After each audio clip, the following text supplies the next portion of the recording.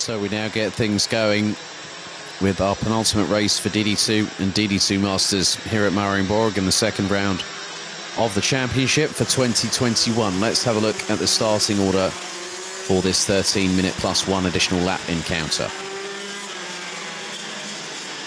So 2 poles in a row this weekend for DJ Liveris from Greece. He's got the reigning and defending champion from Belgium alongside Glenn Van Parijs. Paolo Besonstenet in the 4:05 and Ragnar Virus in the 4:41.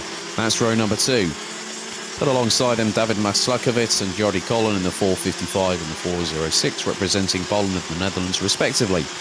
Mick Knowlton in the 4:03 and DD2 Masters pole sitter the 5:44 of PKS Competitions. Rudy Champion, the current reigning and defending champion in that class, starts on row number 4. Zana Shriblak and Dan Zopfi round at the top 10. Kasper Bielecki and Karl Klibbort, that's row number 6. Ahead of Yanni Gersens and Poland's Slavomir Miransky.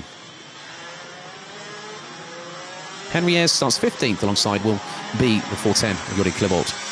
Maxime de Higgs and then also Tom de Serre, that's the top 18.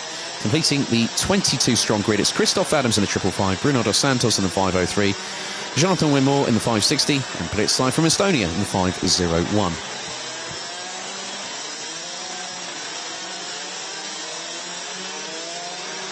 So again, as you can see, still plenty of standing water at this circuit, and the rain still coming down.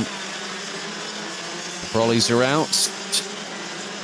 I'm sure that people are wearing their raincoats and wet weather boots, respectively.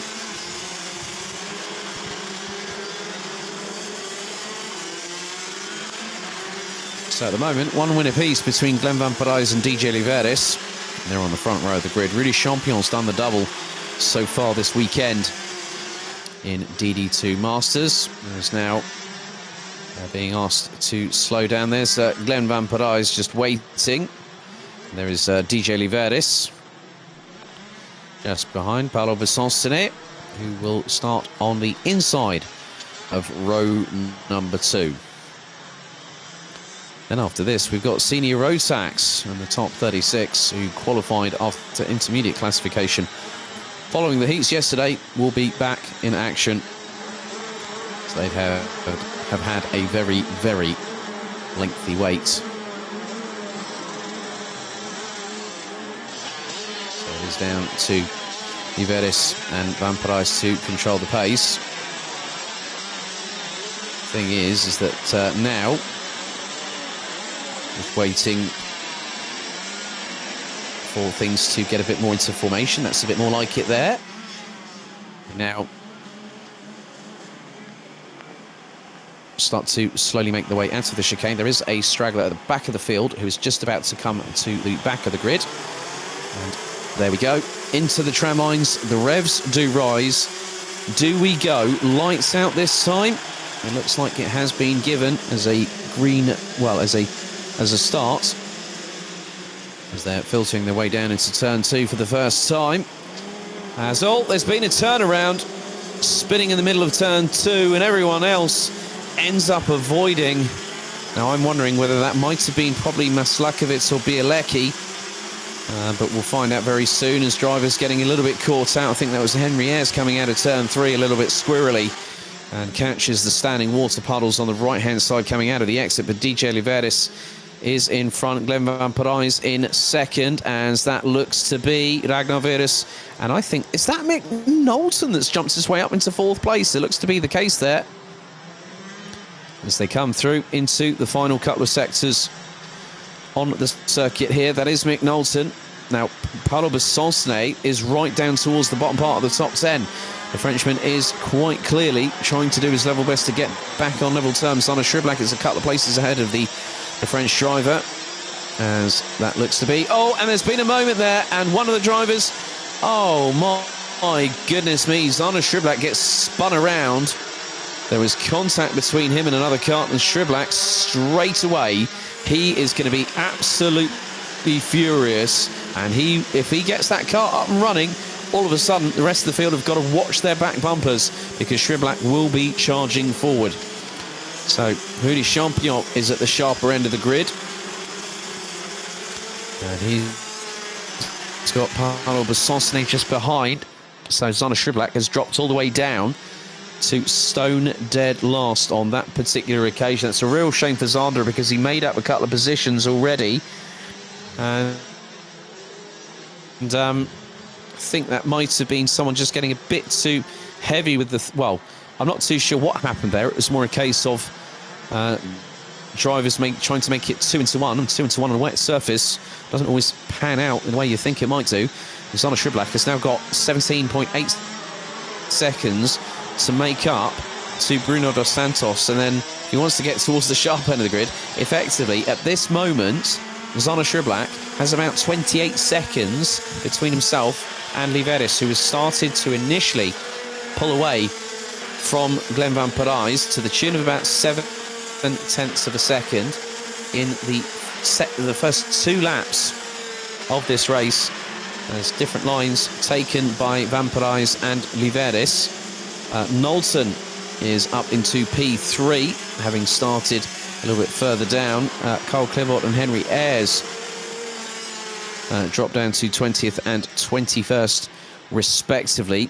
And I would imagine that very shortly, yep,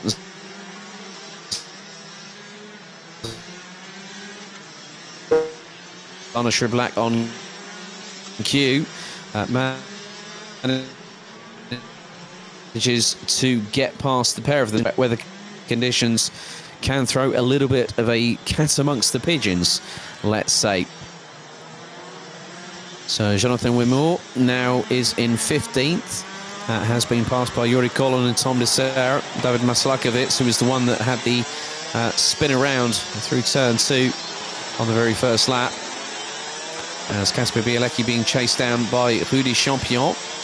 The 544 currently leading the standings. He took 2 victories yesterday, did Rudy Champion, and Clivot and Henry Ayres are out of the race, unfortunately, on the second racing lap. As we are fast approaching 4 minutes completed, just over 9 to go, plus 1 additional lap. After this, we will have senior road tax, and it'll be the top 36 for them. 3 drivers of which unable to make it through, as it looks like Glenn Van Parijs has made it past DJ Liveris and has gotten the lead on lap number 4. I did see a move from Van Parijs going up the inside of Liveris, going through into turn 4. And they have gotten away from Mick Knowlton to the tune of last time around. It was 4.1 seconds. So Knowlton sitting in 3rd place. That is Liveris. Now, where is Van Parijs? So Van Parijs will be coming out of the chicane very, very shortly indeed. There he is. And he's got a bit of a gap now. So Liveris has had a second in the final yesterday and won the pre-final. Van Parijs has just put in a 1 minute 13.1 in the wet, and it's just pulled away by the tune of about 1.2 seconds ahead of Liveris. But it has been a switch around, because you look at it from when they completed lap number 3, and the lap time speaks volume. A 1 minute 14.818 from Liveris. That is nearly 1.7 seconds off of the pace that Glenn Van Parijs is showing in the previous tour alone. So just there on your screens, it looks like there are probably going to be the likes of Slavomir Milansky, who's been not too far behind. That's going to be Maxim de Higgs there in the 499 from Sheepers Racing.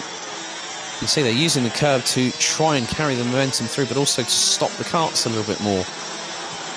In these wet weather conditions, those curbs can be rather slick, and you can just see that when they come into the final double right-hander complex, that's a bit of a run wide there from Slavomir Milansky. He manages to get the power down and again uses the curb to control the cart, and a bit sideways there. The back right rear starts stepping out to the right-hand side for Jordi Collin. And Collin now trying to go up the inside of Milansky. Now this is not in the same respective class. Collin and Moransky, but then just behind the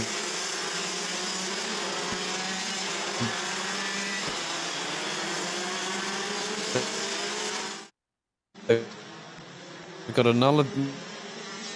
Zana Shriblack has got his way past Pritzai, and about 1.4 seconds up the road from him is Christoph Adams. So Zana Shriblack is now probably not going to be very happy about what happened early on in the race, with the contact that he was on the receiving end of, I believe. I can't remember which driver that was, but it was rather sudden that sometimes you get that slight little clip, and especially in wet weather conditions like these, you can get turned around rather easily. And here are two Frenchmen on the track. Rudy Champion, who finds himself now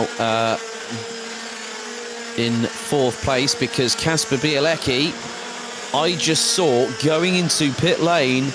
So I'm wondering whether there was a drama for the Polish driver, who now has actually rejoined the circuit and had to keep to the left-hand side, not go over the white line, because otherwise that is effectively a faux pas, so to speak. Shriblack's got past Adams, and Shriblack is currently running in the 1:13s. Now he's only 2.1 seconds behind Bruno Dos Santos, and Dos Santos did a 1:16.4, so within the best part of probably half a lap, I would imagine that Zana Shriblack will have his way up into 17th place. And there is Ragnar Virus, and that is the 4:06 of Roddy Gollan, who's now got past for position.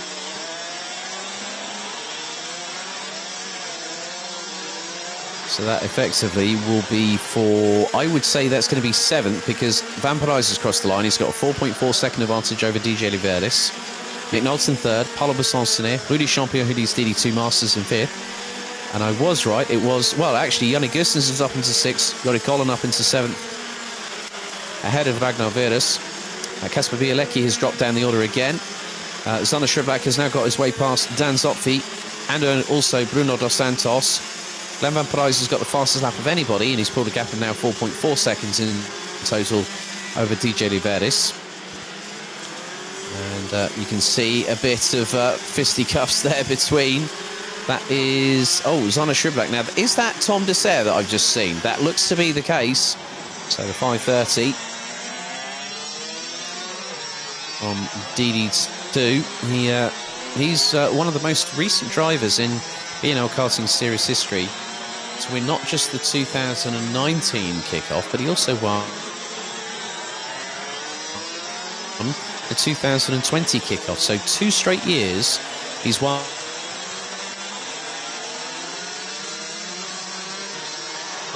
to bring to the party, and again he's going to make another overtake. That's Zana of old right there, and you can see just how getting past drivers. I would think that's actually Jordi Clibort that he got past, so my apologies to Tom Dessert there, who currently runs in 11th place, but Zana Shriblack, with 2.5 minutes remaining, has got himself up from 22nd after that incident earlier on. He's now up 8 places, up to P14, so an inspired drive by the racer from Genk. So how much quicker can he go? Well, Kasper Bielecki is going to find out rather quickly how fast Zana through into the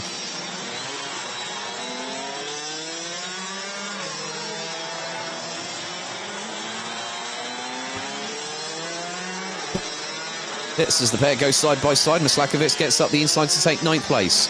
And here comes Tom Dessert in the 5:30, and Van Parijs is deciding that this is like, I'm just trying to remember what time it is. Well, at the end of the day, it is like a wet Sunday afternoon's drive in the countryside. That's effectively what we've got here. 90 seconds plus an additional lap still to go on the clock, and Van Parijs still leads, but now his gap between him And DJ Liveris from Greece is now 5.916 seconds. So coming into today,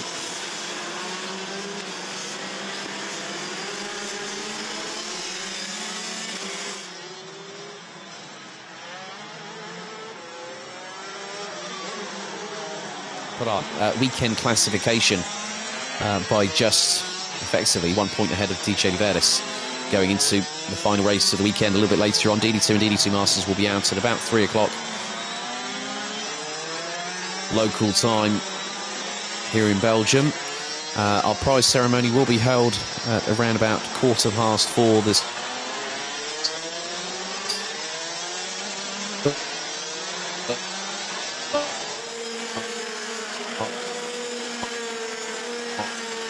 afternoon.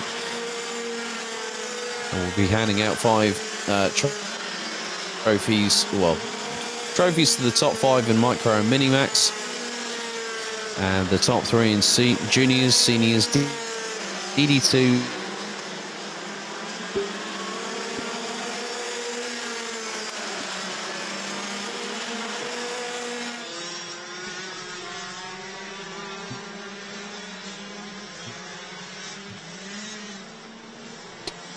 DD2 Masters.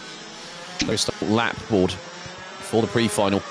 Vampirize will continue to consolidate an extensive points lead here at Cartine de Fagne for the second round of the championship.